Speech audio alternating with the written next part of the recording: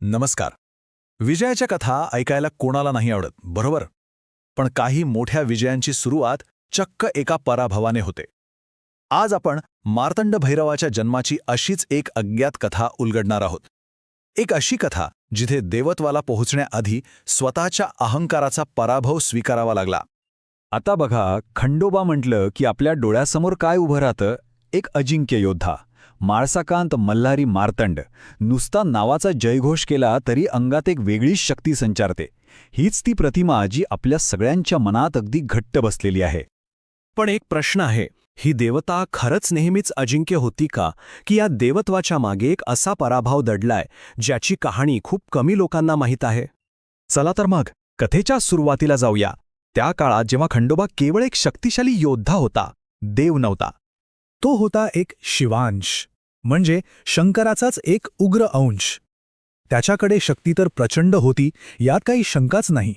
पण तो मानवी भावनांनी आणि त्यातही विशेषतः अहंकाराने जखडलेला होता. म्हणजे बघा, खंडोबाचं स्वरूप ना दुहेरी होतं.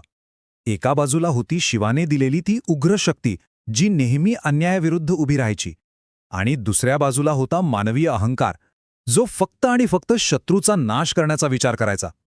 गंमत म्हणजे हेच त्याचं बळ होतं आणि हाच त्याचा सर्वात मोठा दोषसुद्धा. आता अनेकांना असं वाटतं की मणी आणि मल्ल हे त्याचे पहिले आणि सर्वात मोठे शत्रू होते. पण सत्य जरा वेगळं आहे. त्याचा पहिला आणि खरा शत्रू कोणी बाहेरचा नव्हताच. त्याचा खरा शत्रू होता त्याचा स्वतःचा अहंकार. तो विचार की मी शिवाचा अंश आहे, माझा पराभव कोण करू शकतं, हीच भावना त्याच्या मार्गातला सगळ्यात मोठा अडथळा बनली होती. आणि याच अहंकारामुळे त्याला एका अशा पराभवाला सामोरं जावं लागलं ज्याची त्याने कल्पनाही केली नव्हती. आणि हाच या कथेचा खरा निर्णायक क्षण आहे. तर युद्ध सुरू झालं. खंडोबा रणांगणात उतरला. त्याचा वेग इतका प्रचंड होता, त्याची तलवार जणू विजेसारखी तळपत होती. सुरुवातीला तर सगळ्यांना वाटलं की विजय अगदी निश्चित आहे. पण अचानक युद्धाचं चित्रच पालटलं. मणिमल्लाने शस्त्रांनी नाही तर मायेने हल्ला केला. त्यांनी भ्रमाचं म्हणजे इल्युजनचं असं जाळं विणलं जे केवळ शक्तीने तोडणं अशक्य होतं. खंडोबाची ती अफाट शक्ती या मायेपुढे कमी पडू लागली. त्याचे सगळे वार निष्फळ होऊ लागले.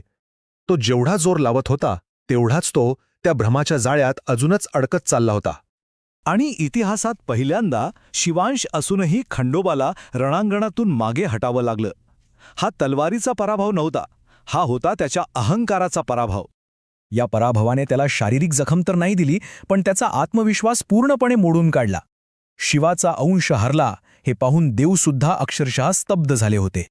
पण म्हणतात ना, प्रत्येक अंधारानंतर एक पहाट असते. पराभवाच्या याच अंधारातून एका नवीन प्रकाशाचा उदय होणार होता.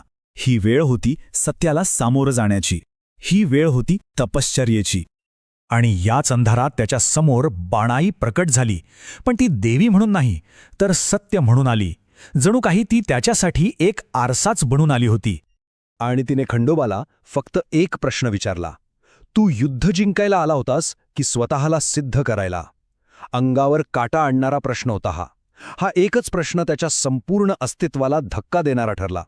आणि हाच प्रश्नच त्याची खरी तपश्चर्या ठरला. आणि मग त्याची खरी तपश्चर्या सुरू झाली. सगळ्यात आधी त्याने शस्त्र खाली ठेवले. बाहेरच्या शत्रूंना हरवण्याआधी त्याने स्वतःच्या अहंकारावर विजय मिळवला. त्याने शिवतत्व म्हणजे काय, शक्तीचा वापर नक्की कसा करायचा याचा सार समजून घेतलं. आणि तेव्हाच तो केवळ एक योद्धा राहिला नाही, तो झाला मार्तंड भैरव. आता रणांगणात परतण्याची वेळ आली होती. पण यावेळी परतणारा केवळ खंडोबा नव्हता, तो होता मार्तंड भैरव. दोन्ही युद्धांमध्ये एक खूप मोठा फरक होता. पहिलं युद्ध खंडोबा शक्तीने लढला, पण दुसरं युद्ध मार्तंड भैरव धर्माने लढला. शक्तीला अहंकार होता, पण धर्मामध्ये संयम आणि न्याय होता. आणि यामुळेच दुसऱ्या युद्धात मणिमल्लाचा सहज पराभव झाला.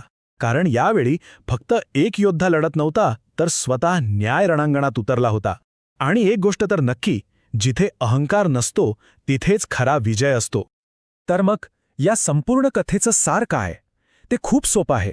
देवसुद्धा देवत्वाकडे जाण्याआधी स्वतःच्या अहंकाराकडून एकदा हरतात. जोपर्यंत स्वतःच्या मर्यादा कळत नाहीत, तोपर्यंत कोणीही अमर्याद होऊ शकत नाही. म्हणून खंडोबाचा तो पहिला पराभव तो काही लाजिरवाणा क्षण नव्हता. उलट तो आवश्यक होता. कारण त्या पराभवाशिवाय मार्तंड भैरव कधीच जन्मालाच आला नसता. आणि ही कथा आपल्याला एका फार महत्त्वाच्या प्रश्नावर सोडून जाते. आपल्या आयुष्यातल्या मोठ्या विजयासाठी असा कोणता पराभव स्वीकारणं आवश्यक आहे? विचार करण्यासारखी गोष्ट आहे, नाही का?